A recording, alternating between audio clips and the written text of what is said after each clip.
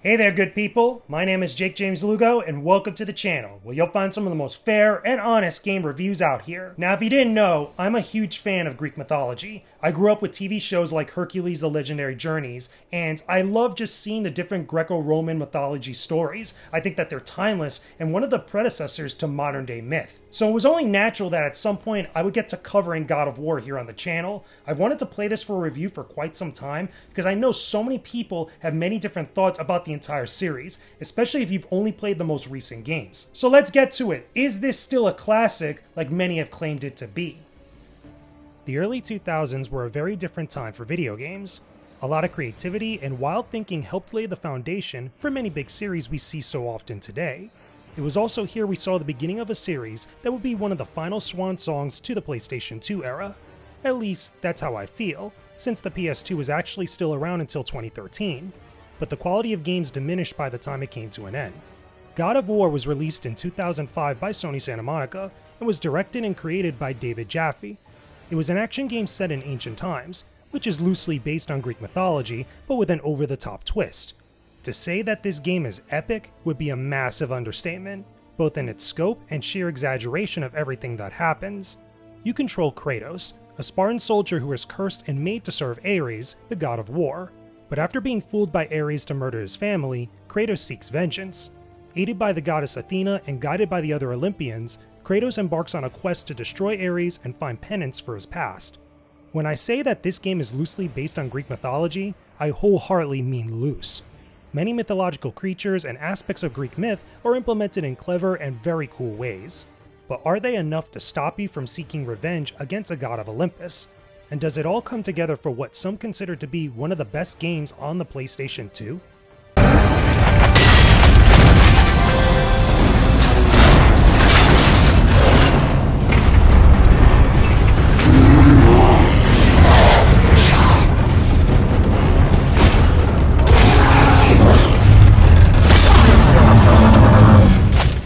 Now I'll say this from the jump.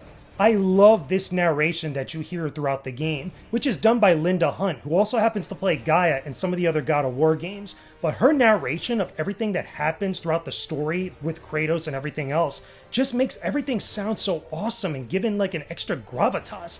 Everything just feels more epic with this narration. And speaking of which, Kratos himself I know is a character that many people have like issues with because he's so shallow and so one-dimensional, and later games including God of War and God of War Ragnarok have given him a little bit more dimension to him. But as far as this game is concerned, the shallowness isn't that bad, at least for me, because you not only get Kratos' origins of where he comes from and why he's doing what he's doing to seek vengeance against Ares, but also everything else built around it as far as the combat, as far as the locations, the influence from Greco-Roman mythology. All of this stuff just works and comes together so nicely. And then you throw in this narration from Linda Hunt, it just sounds and feels freaking epic. But despite our familiarity with all this type of stuff, really, it's the gameplay here that makes God of War stand out, and for many different reasons, a lot of people seem to still think this one was one of the best. Since God of War came out in the 2000s, many action games that followed have tried to emulate or borrow ideas from its combat, and it's for good reason, because it's very solid.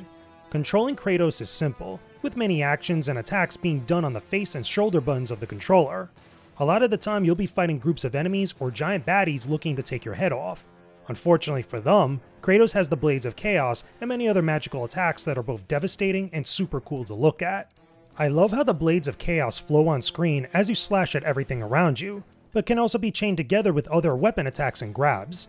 This is also the game that made QuickTime events so common, with button inputs showing up on screen and giving you a chance to do even more attacks to enemies. Things are straight up brutal and don't shy away from the most vicious moments in combat. This is ancient Greece after all. What I find cool is how grabbing enemies lets you do a variety of different finishers and follow-ups that lead to a lot of damage, as well as some helpful bonus drops from orbs that heal you and boost up your magic. It's the boss fights that I feel that steal the show, however, with their insane moments. You'll fight giant monsters and other horrors that give new meaning to the term epic battles in more ways than one.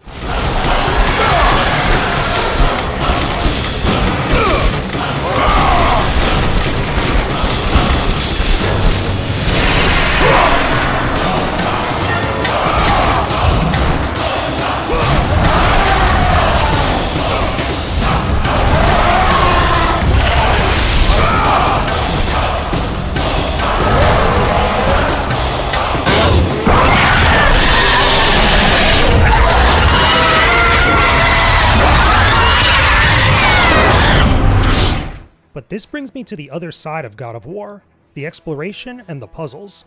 This is the parts of the game that many people shy away from or seem to forget, and honestly, it's because it's not as great as everything else. Don't get me wrong, the visuals are fantastic for a PS2 game, and the environments are truly amazing with their sense of scale. But remember those puzzles and obstacles? Yeah, that's my biggest problem with God of War. I find these to be super annoying. The bulk of them aren't difficult, but they are super tedious and can take up way too much time to complete. It totally hits the brakes on the pacing of the game and will really frustrate anyone without the help of a guide, or at least a ton of patience. In my game, there were a few moments where I was raging at my TV because I would have to repeat a single section multiple times, and it was always because of some obstacle or puzzle that would force me back over something incredibly stupid. There are things throughout the game that will also instantly kill you or force you back to the beginning of a section. This can have you lingering in areas for an extended period of time, which is not that fun. As much as I love many things about this game, this is the one aspect about it that I cannot stand at all. Ares! The sky split apart, and the god of war stepped through. Descending from Olympus, he saw the makings of a god in a mere mortal. Ares would save Kratos. He would turn him into the perfect warrior, his servant on Earth.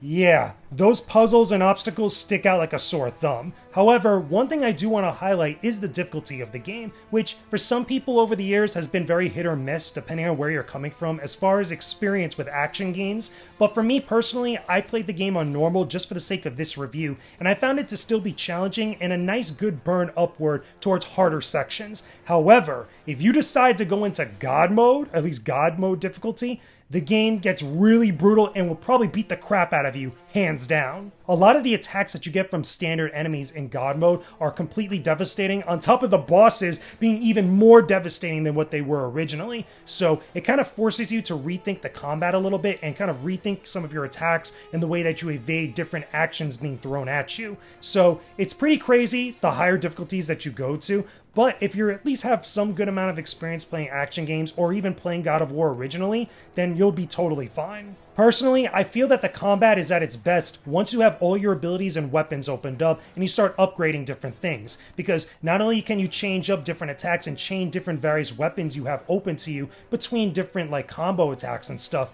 but also you're able to deal with enemies very differently as opposed to when you first start the game. Certain enemies you'll be able to use like the Gorgon's head in order to turn them to stone and knock them out in like 3 hits, or if you don't have that available to you, you can end up going to a much more crazier battle, but you'll be able to get more orbs from it. So you have a little bit of freedom to choose how you approach most situations, but trust me, there's a lot of thought and a lot of challenge that goes into some of this stuff. One more thing I want to briefly touch on that I didn't really play too much here for this review, but I've done it in the past many times, is the Challenge of the Gods, which is like the bonus mode that gives you like different types of challenges and arena battles for you to unlock other little goodies, which is pretty cool. You get a lot of behind the scenes stuff, some extra cutscenes that are like stop motion stuff that gives you a little bit of extra story, especially towards Kratos' origins, which is pretty freaking sweet.